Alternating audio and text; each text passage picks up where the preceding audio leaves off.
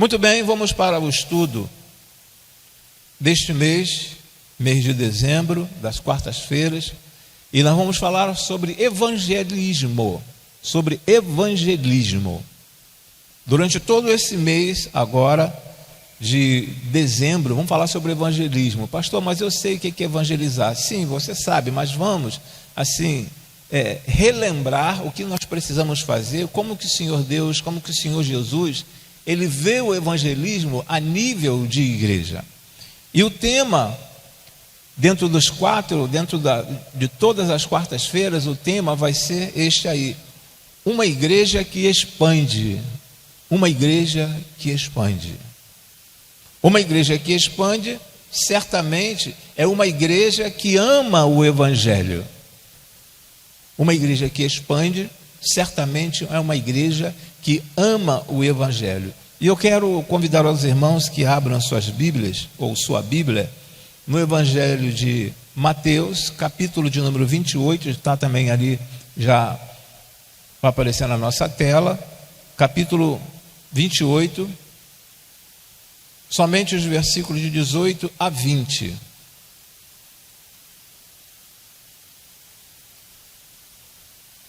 Então Jesus aproximou-se deles e disse: foi-me dado toda a autoridade no céu e na terra. Os irmãos.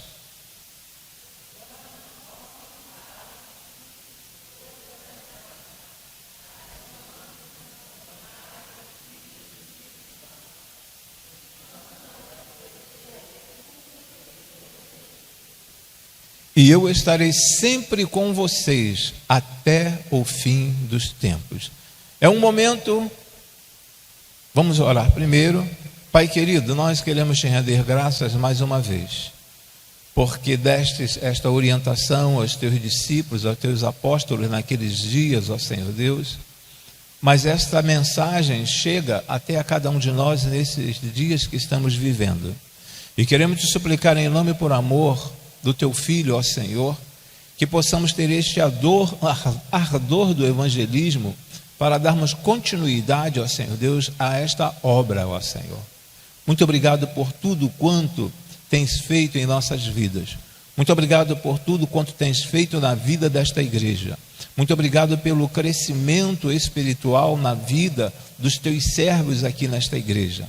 E agora queremos te pedir, ó Senhor, que facilite o nosso entendimento em relação à tua vontade, ó Senhor Deus, para a tua igreja. Nós te agradecemos e pedindo também que use o teu servo neste momento. Em nome e por amor de Cristo Jesus, nós te agradecemos e te imploramos. Amém e amém, Senhor.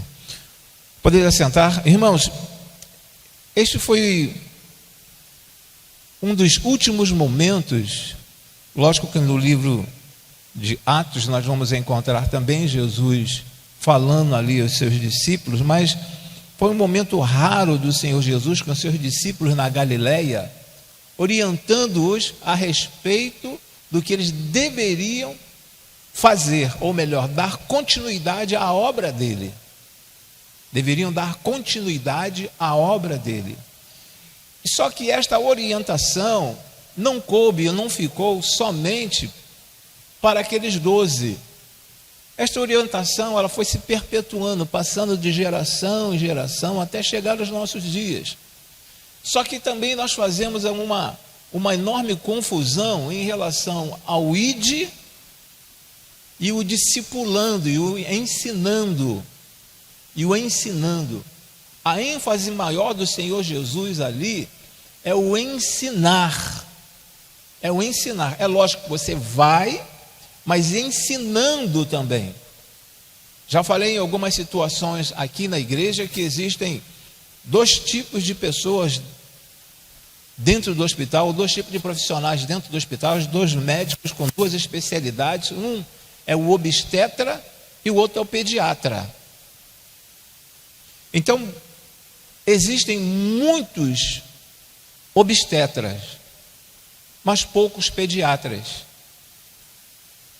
Alguns acham que a evangelização cabe somente ao pastor e ao ministério de evangelismo. Mas não. Esse ministério, esse evangelismo, cabe a cada um de nós.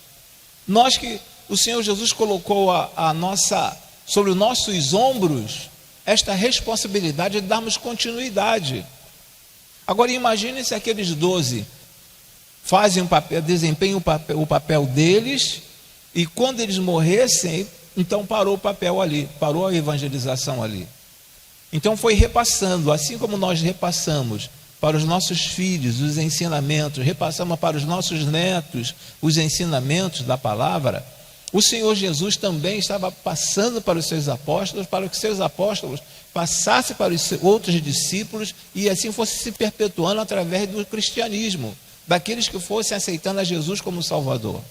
E aqui estamos nós, fruto daquela geração, fruto daqueles 12, fruto daquele único homem que veio para nos salvar.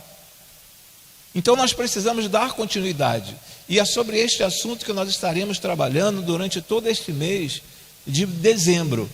5 verdades bíblicas sobre como evangelizar. 5 verdades bíblicas sobre como evangelizar. A primeira: seja honesto. Seja honesto. Eu sei que todos nós somos honestos, mas honesto na palavra de Deus. O texto que nós estaremos lendo agora, que está em Atos 2, capítulo 2, versículo número 14, nos diz assim: então Pedro levantou-se com os 11, em alta voz dirigiu-se à multidão: homens da Judeia e todos os que vivem em Jerusalém, deixe-me explicar-lhes isto, ouçam com atenção.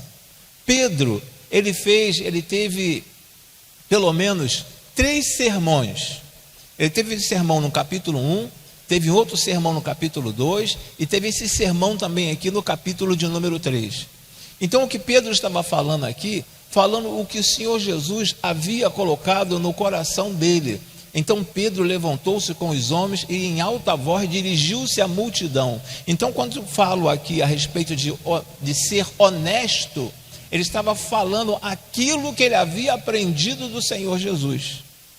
Ele não estava maquiando uma situação. Bem, agora Jesus já é falecido, a situação é outra. Igual acontece às vezes na política.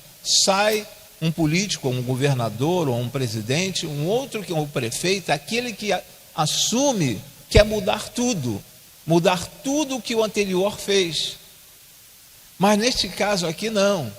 Neste caso aqui é dar continuidade. E Pedro aqui ele está dando continuidade àquilo que o Senhor Jesus havia orientado a cada um deles. Então, dentro dessas 5 verdades bíblicas, a primeira é ser honesto. Se nós vamos pregar para alguém, se nós vamos evangelizar alguém, nós precisamos ser o mais honesto possível, não usar de fantasias. Não usar de fantasia. É bom que você conte um milagre que aconteceu na sua vida, é bom que você dê um testemunho que aconteceu na sua vida, mas é bom que nós apresentemos um plano de salvação, porque de repente a pessoa pode se interessar apenas pelo milagre e querer um milagre na vida dela. Esse Jesus é bom, então eu quero esse milagre, eu vou querer esse milagre. Eu quero milagre na minha vida também, vou começar a frequentar a igreja. Mas o frequentar a igreja não é o suficiente. O suficiente é as pessoas receberem a Jesus ou reconhecerem o sacrifício salvífico do Senhor Jesus. Então seja honesto, chegue dentro da palavra. Olha só, um dia eu aceitei a Jesus. Como é que eu vou explicar? Existe uma metodologia de testemunho. Existe uma metodologia de testemunho. Depois eu posso passar para os irmãos que se interessarem. Existe uma metodologia de testemunho. Não é só chegar e falar assim: olha, eu estive doente e Jesus me curou. Não, existe todo assim um trâmite para você começar a falar, dar o teu testemunho e evangelizando ao mesmo tempo. Então Pedro aqui, ele estava sendo honesto dentro daquilo que o Senhor Jesus havia passado para eles. Ele levantou no meio da multidão e com autoridade. E Pedro era, vamos dizer assim, não existe semi-analfabeto, mas Pedro não tinha um grau de instrução elevado. Pedro era um empresário na área da pesca. Era um empresário na área da pesca. Ele trabalhava com pesca.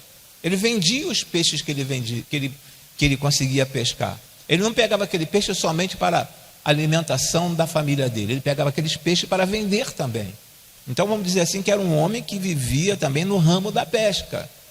E ele levanta, no meio daquela multidão, tinha doutores ali, os fariseus, essênios, vários outros grupos, e ele levanta e fala a verdade, fala a respeito daquilo que o Senhor Jesus havia colocado no coração dele. Mark Dever, ele diz o seguinte: reter partes importantes e desagradáveis da verdade é algo manipulador, significa defraudar alguém. Reter partes importantes e desagradáveis da verdade é algo manipulador. Olha, você vem para a minha igreja porque na minha igreja o milagre acontece. Quando você chega ali, você fica arrepiado. Quando você chega lá na nossa igreja, você sente assim um clima totalmente diferente. A intenção não é essa. Tudo isso pode acontecer. Mas quando Mark Dever ele fala reter partes importantes e desagradáveis da verdade, é algo manipulador. E é justamente isso que muitas pessoas têm feito por aí.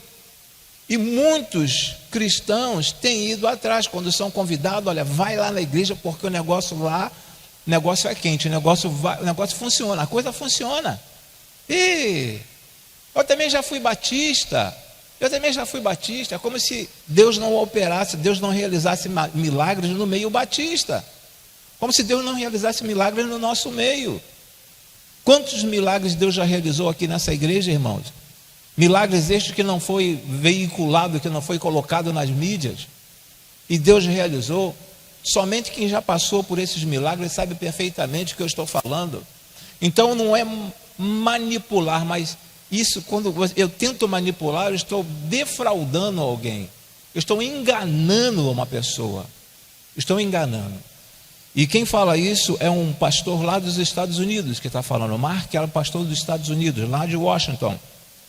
A segunda situação, aponte a urgência do arrependimento. Primeiro é ser honesto, ok? A segunda coisa, aponte a urgência do arrependimento. Quantas pessoas vocês já conversaram e as pessoas falam assim: não, quando chegar o meu dia, quando chegar a minha hora, quando Deus tocar no meu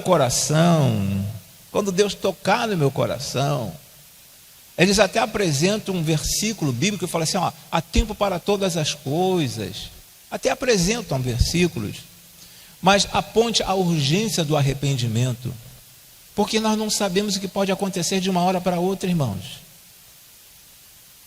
No exemplo que eu passei ainda há pouco para os irmãos, ontem à noite, todo mundo alegre, eu rindo, conversando, brincando com um, brincando com o outro, e hoje pela manhã aconteceu o desagradável.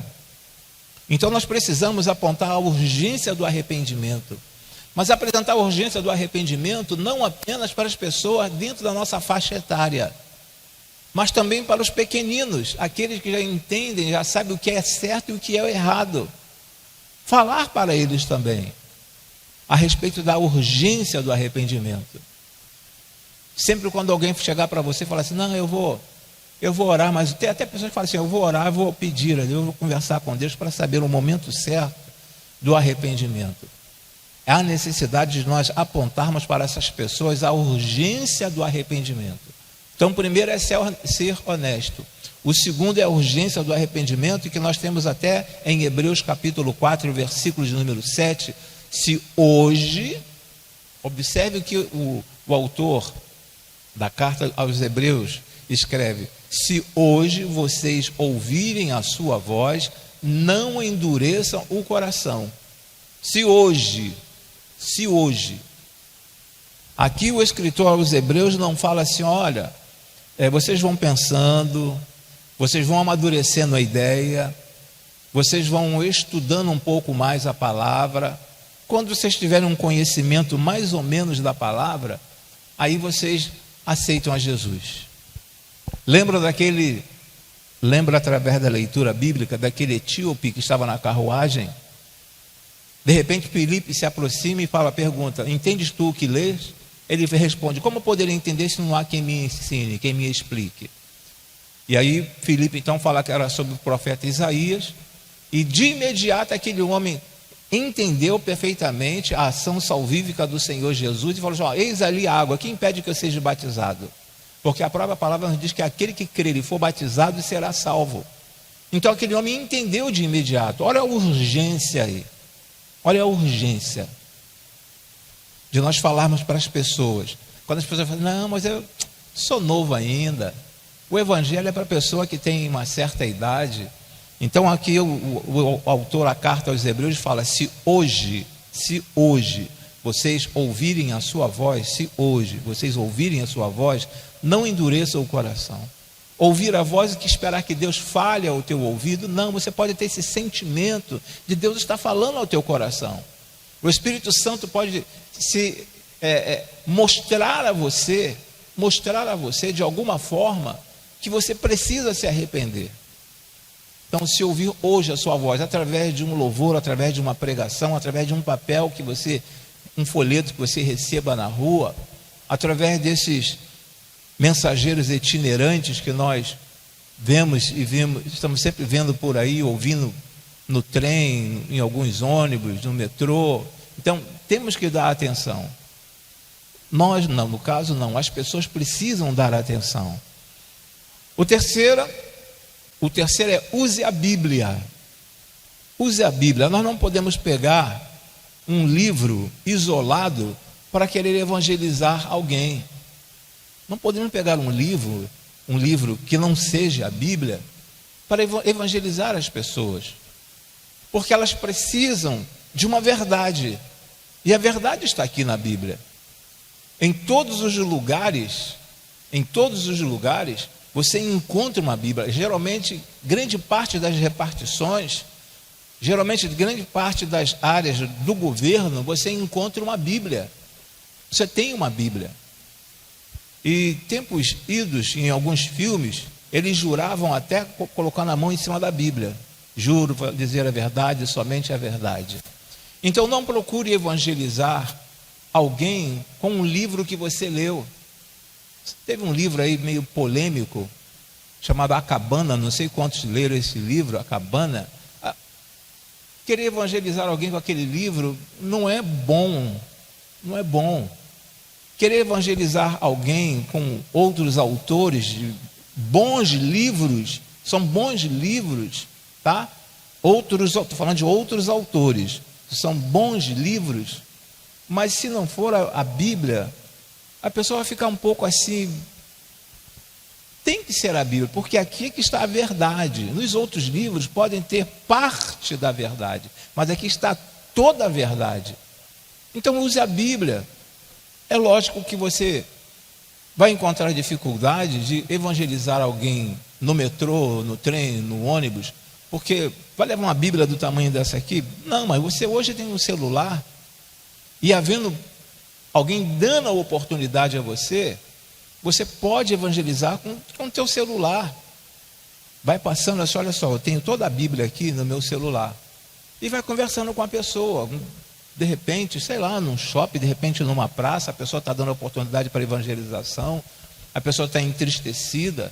Você senta ali e começa a mostrar o plano de Deus, os planos de Deus, o que Deus quer para cada um de nós.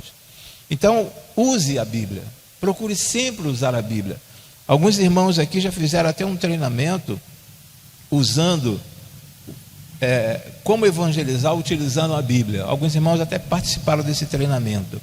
E aí em Timóteo, 2 Timóteo capítulo 4, versículo 2, nos diz assim: pregue a palavra, esteja preparado a tempo e fora de tempo, repreenda, corrija, exorte com toda a paciência e doutrina. Eu gosto muito quando eu leio esse versículo aqui, que fala sobre a palavra paciência. Com paciência, porque existem pessoas que querem evangelizar, têm o desejo de evangelizar, mas falam assim: se não aceitar Jesus, vai para o inferno. Nós sabemos que essas pessoas irão para o inferno, mas tem que ter paciência. Você tem que primeiro ir trabalhando, mostrando as verdades, mostrando as consequências, mas ir bem leve, mostrando a essas pessoas o que ela precisa fazer. Então pregue a palavra. Pregue a palavra. Que palavra? É a Bíblia. Pregue a palavra. Esteja preparado a tempo e fora de tempo. Esteja preparado a tempo e fora de tempo. Repreenda. Quando fala aqui, esteja preparado a tempo e fora de tempo, eu lembrei da situação, né? Então, esteja preparado a tempo e fora de tempo, porque de repente você pode ser surpreendido para trazer uma palavra. Num aniversário, num funeral, uma pessoa que está apresentando um quadro de depressivo, um quadro de depressão. Então tem alguns versículos em mente, decorado, para que você possa conversar com essas pessoas. Então pregue a palavra, esteja preparado a tempo e fora de tempo, repreenda, corrija, exorte com toda a paciência e doutrina. Não queira inventar, não queira colocar nada que esteja dentro da palavra. A palavra é viva. A própria palavra diz que ela é como uma espada, pois a palavra de Deus é viva e eficaz e mais afiada que qualquer espada de 2 gumes. Ela penetra ao ponto de dividir a alma e o espírito, juntas e medulas, e julga os pensamentos e intenções do coração. A palavra, ela tem essa característica. Quando o autor, mais uma vez, aos Hebreus, ele fala: pois a palavra de Deus é viva e eficaz, e mais afiada que qualquer espada de 2 gumes. Ela penetra ao ponto de dividir a alma e espírito. Dividir alma e espírito, juntas e medula. Olha só os comparativos que ele vai fazendo aqui: alma e espírito, juntas e medulas, e julga os pensamentos e intenções do coração. Então, na medida que eu uso a palavra de Deus, eu vou colocando para as pessoas o que a Bíblia é capaz de fazer, em que nós somos capazes de sermos transformados por esta palavra. É bom estarmos aqui na igreja, é muito bom nós estarmos aqui na igreja. É bom nós participarmos do culto, é bom participarmos dos cultos. Porém, o mais importante não é estar aqui, participarmos dos cultos. O mais importante é darmos continuidade a esta obra. Então, já falamos que a palavra de Deus, ela é uma espada, ela é viva, ela ilumina. O texto nos diz assim, em Salmo 119, versículo 105, que é muito conhecido dos irmãos: a tua palavra é lâmpada que ilumina os meus passos, e luz que clareia o meu caminho. Quantas dúvidas nós temos. Às vezes batem algumas dúvidas. Qual a decisão que eu vou tomar? Que tipo de decisão, que tipo de atitude que eu tenho que tomar neste momento? Então a palavra do Senhor, ela traz assim uma clareza dentro dos nossos entendimentos, dentro do teu entendimento. Existem momentos que alguém fala alguma coisa para você que chega até aqui, você tem vontade de responder, chega até aqui, mas aí você para, respira, pede orientação ao Senhor, e o Senhor Deus te dá uma palavra certa para você conversar com aquela pessoa e mostrar que aquela pessoa está equivocada. Não falando que ela está errada, mas que ela está equivocada. A palavra do Senhor também, ela serve como um alimento. Ela serve como alimento. Não só do pão viverá o homem, mas de toda a palavra que procede da boca de Deus. Serve como um alimento.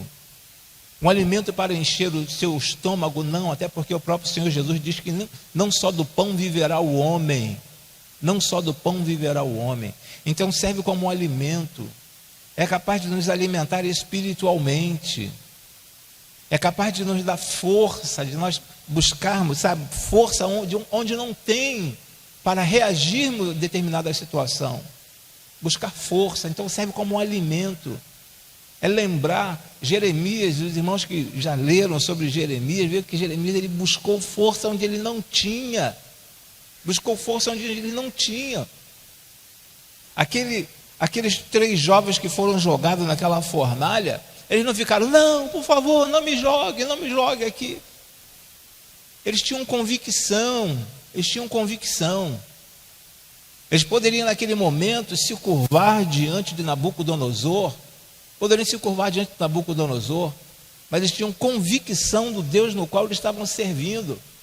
E foram subindo, segundo o relato bíblico, e também o filme que alguns irmãos assistiram, e novela também que teve, falando sobre esse tema, eles foram subindo, irmãos, normalmente, foram levados, foram conduzidos.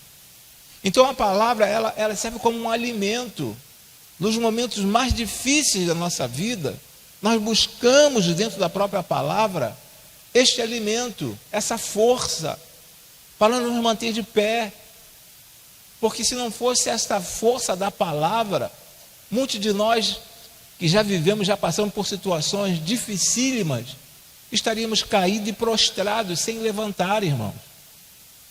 Mas é o alimento, é a palavra do Senhor que nos mantém de pé. É a palavra do Senhor que nos dá esse suporte. É a palavra do Senhor que nos dá essa sustância para podermos encarar todas as dificuldades. Então, Mateus capítulo 4, versículo 4, nem só do pão viverá o homem, mas de toda a palavra que procede da boca de Deus. Quando falamos palavras que procedem da boca de Deus, estou referindo também à Bíblia. A palavra o que ela é também? Ela é escudo. Serve como escudo. Lá em Provérbios capítulo 30, versículo número 5, fala: cada palavra de Deus é comprovadamente pura. Ela é um escudo para quem nele se refugia. É um escudo para quem nele se refugia. Então serve como escudo também. A palavra do Senhor nos ajuda nesses momentos de dificuldades, e você lança uma palavra de repreensão, uma palavra em direção, por exemplo, quando Satanás estava tentando o Senhor Jesus, Jesus falou que também está escrito. Também está escrito. E ele repreende Satanás de tal maneira que Satanás se aparta de Jesus por alguns instantes. Serve como escudo. Aí olha a importância da evangelização. Quando nós vamos evangelizar alguém, apresentando tudo isso aqui, toda esta situação, o que a palavra de Deus é capaz de fazer em nossas vidas, é capaz de fazer por cada um de nós. Tudo isso aqui nós podemos apresentar numa evangelização. Paramos no terceiro, o quarto ponto: ressalte o valor de pertencer à família. Ressalte o valor, falando no ponto 1, ponto 2, ponto 3, agora o ponto 4. Ressalte o valor de pertencer à família. Que família? A família de Deus. Fale o quanto é bom fazer parte de uma família que pode nos auxiliar em vários momentos difíceis. Uma família no qual você está passando por algum tipo de dificuldade, alguém, olha, eu não posso ir até a sua casa, mas eu posso orar por você aqui por telefone, pelo telefone. Então fazer parte de uma família é saber que está sendo acolhido. É você sair da sua casa e ir lá na casa daquela pessoa, ajudar aquela pessoa naquilo que ela precisa. No momento que ela está precisando de uma palavra, no momento que ela está sem saber o que fazer. Então ressalte o valor de pertencer à família.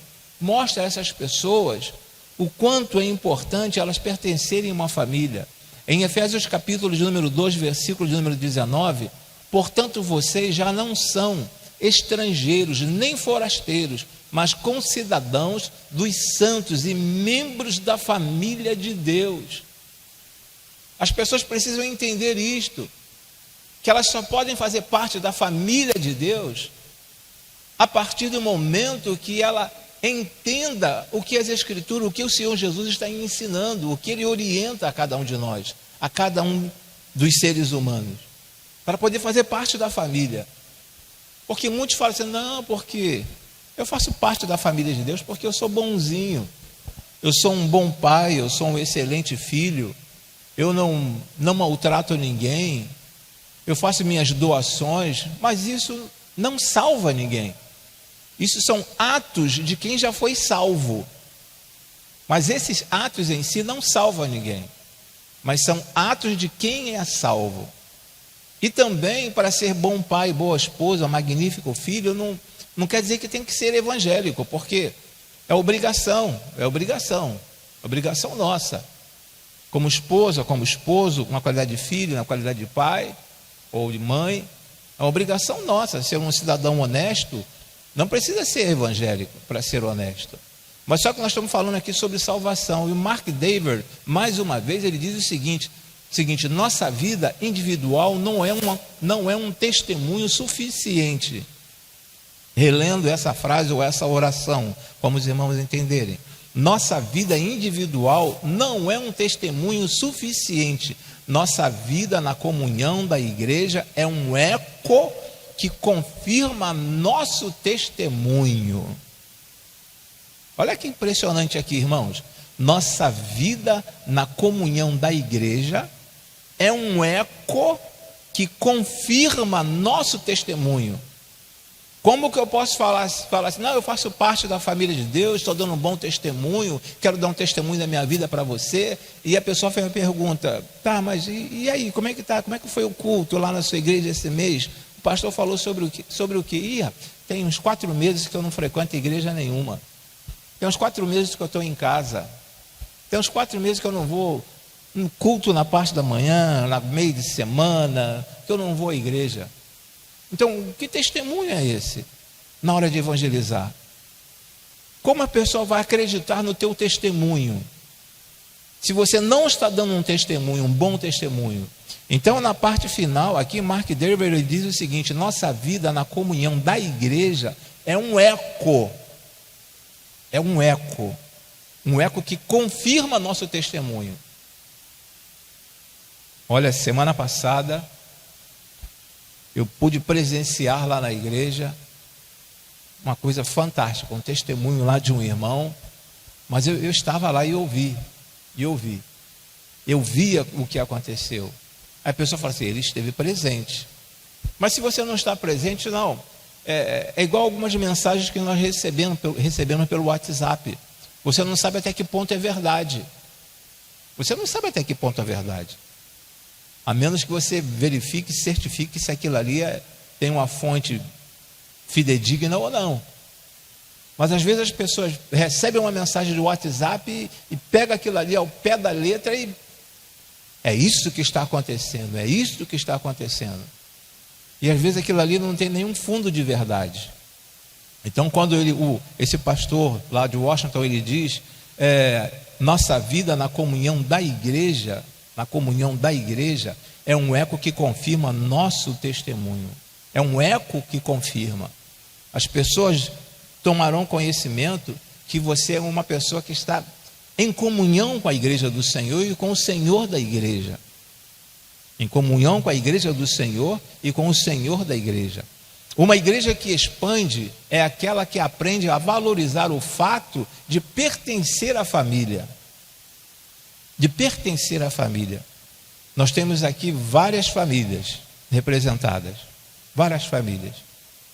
Chega perto de alguma dessas mães presentes e fala assim, olha, seu filho não presta.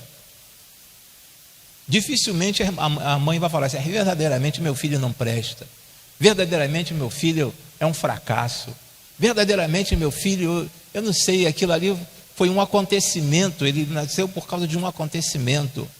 Dificilmente. Não sei se os irmãos já acompanharam e já assistiram quando um desses meninos que vivem à margem da sociedade, eles perdem a vida, a mãe vai lá e chora, sabendo que aquele filho trouxe muito desconforto, muita tristeza. Eu não sei quantos de vocês já visitaram um presídio, eu não estou falando aqui o Degase, não, eu estou falando um presídio mesmo, a fila daquelas mães que passam por muito constrangimento. Eu não sei quantos de vocês aqui, no caso das irmãs, que já visitaram um presídio. O constrangimento de você entrar naquele presídio, o quanto é que sofre. A mãe passa por esse constrangimento, mesmo sabendo que o filho fez coisas erradas, mesmo sabendo que o filho fez por merecer estar lá, mas a mãe está presente. Então, uma igreja que expande é aquela que aprende a valorizar o fato de pertencer à família. Mas aquela igreja de Jardim Bom Pastor, a primeira de Jardim Bom Pastor, é uma igreja que, não acho uma igreja ideal. Mas por que você não acha que é a igreja ideal? Qual o problema que você vê na igreja? Qual igreja que não tem problema? É partir em defesa. Não é encobrir o erro, mas é partir em defesa porque você faz parte desta família. Você tem uma família para pertencer. Então não é encobrir o erro, mas é partir em defesa. É verdadeiramente aquela igreja lá, olha, só misericórdia, só Jesus na causa daquela igreja. Não, irmãos. Numa família, em toda a família, nós procuramos proteger, nós procuramos... às vezes o nosso ente querido tem até alguma dificuldade, mas você não vai acabar de enterrar aquela pessoa, não vai acabar de sepultar aquela pessoa viva. Então nós procuramos trazer uma palavra para ser mais...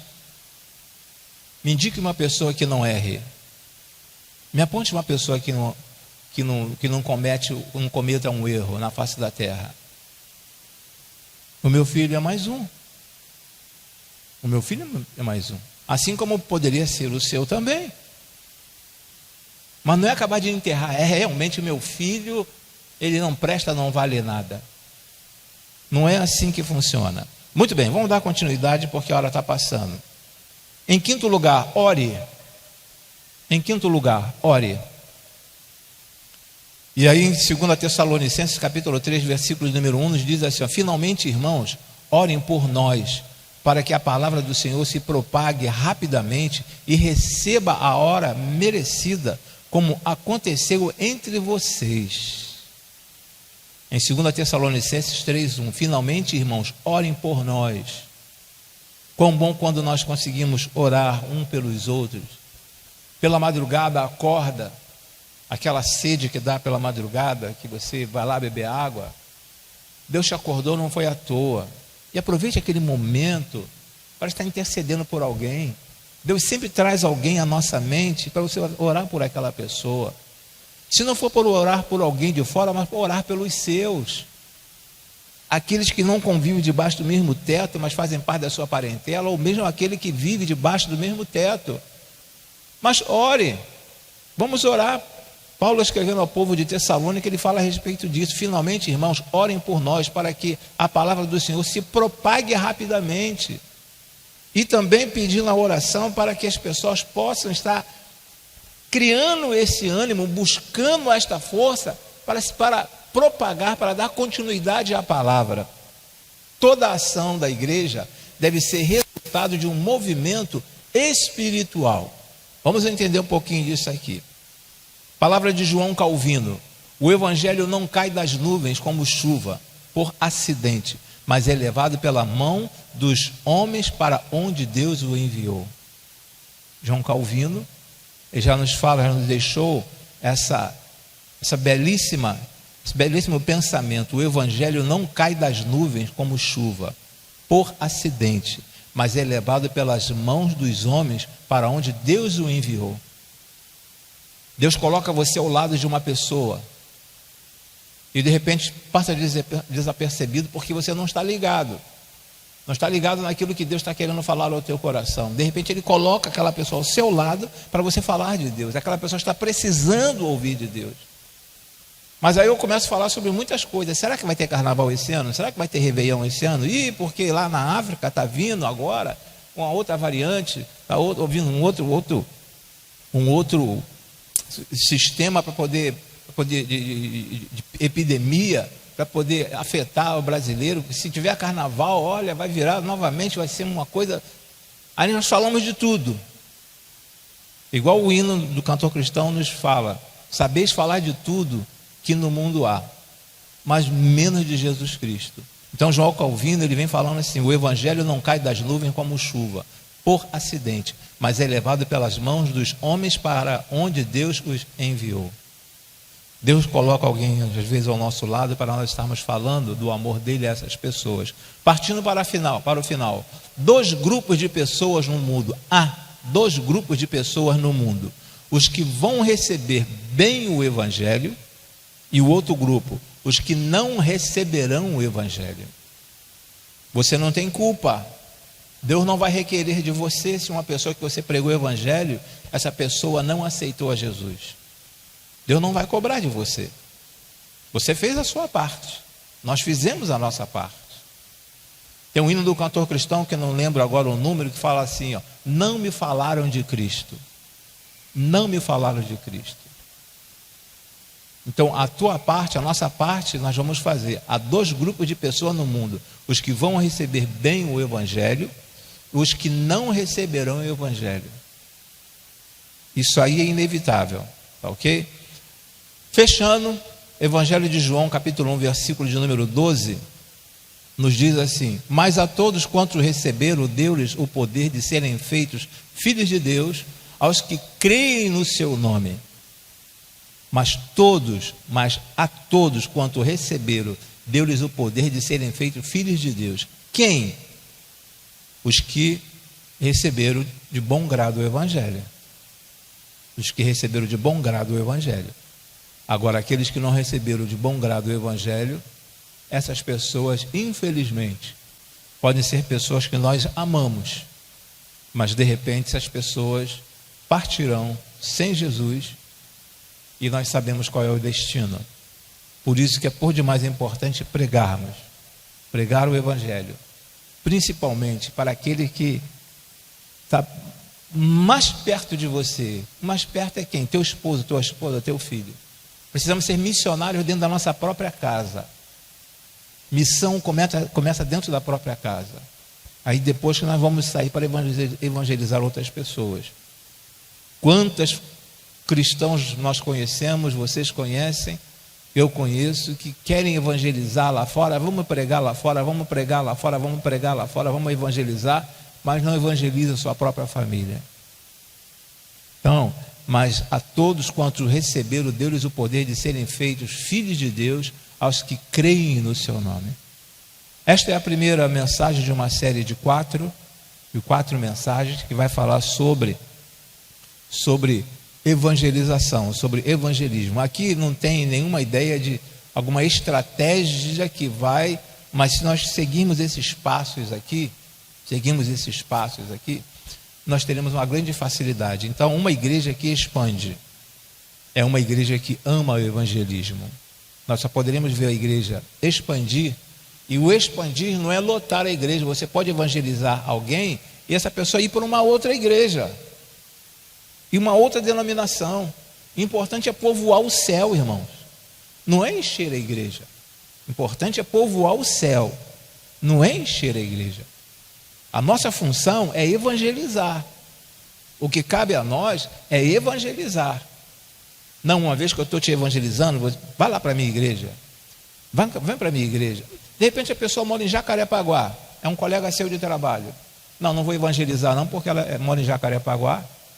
Não vou evangelizar não, porque mora lá em Teresópolis, em Petrópolis, lá em Guapimirim. Eu não vou evangelizar não, porque não vai para a minha igreja, vai ficar... Não, o importante é povoar o céu. É povoar o céu. Então fica aqui esta primeira mensagem. Uma igreja que expande é uma igreja que ama evangelismo. Amém, irmãos? Vamos orar. Vocês já sabiam, vocês sabem perfeitamente a importância do evangelismo, mas é sempre bom estarmos relembrando e trazendo à memória aquilo que Deus já nos orientou, já nos ensinou. Pai, em nome e por amor de Cristo Jesus, nós queremos te suplicar que nos auxilie, nos ajude, ó Senhor Deus, nos dê força, ó Senhor Deus, para que possamos entender a tua vontade sobre nossas vidas.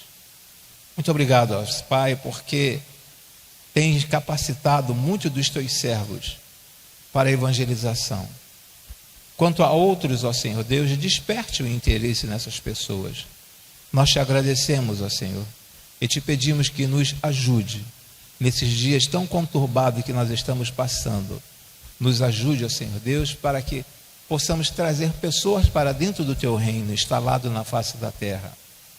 Agradecimento este que te fazemos, em o nome e por amor de Cristo Jesus, e te pedindo também, da mesma forma como nos trouxeste até a tua casa, nos leve para os nossos lares, guardados e amparados por ti. Nós te agradecemos e te suplicamos, em o nome e por amor de Cristo Jesus. Amém e amém, Senhor. Amém, Jesus.